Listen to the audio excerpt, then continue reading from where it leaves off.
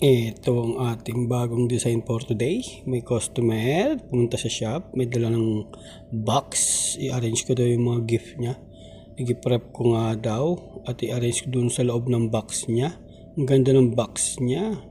Special yata itong box ng dala ng customer. Yan, giniprep ko na yung mga gift niya. Na-arrange ko na.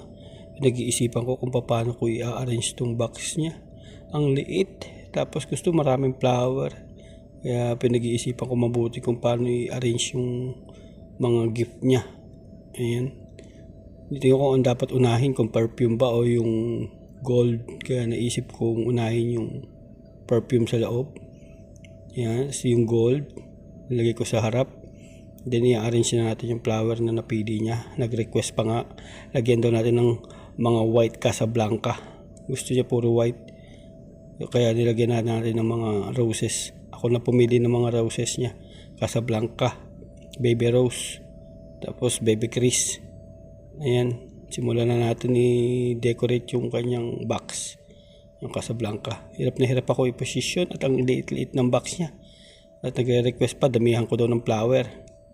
Ayan. Maraming salamat po sa mga tumatapos ng video ko. God bless po sa inyong lahat. Sana po ma-enjoy po ninyo ang panonood.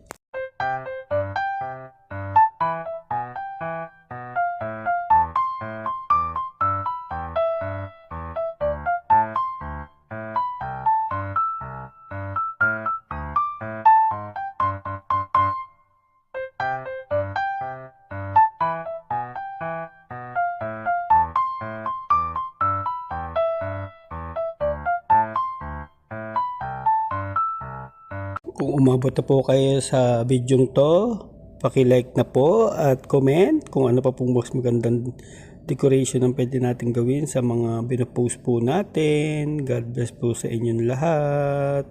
Thank you. At malapit na po tayong matapos. Ina-arrange ko na lang po yung mga baby Chris. Then, i-retouch na lang po natin siya ng gypsophilia. Then, i-add na lang po natin ng konting mga stone.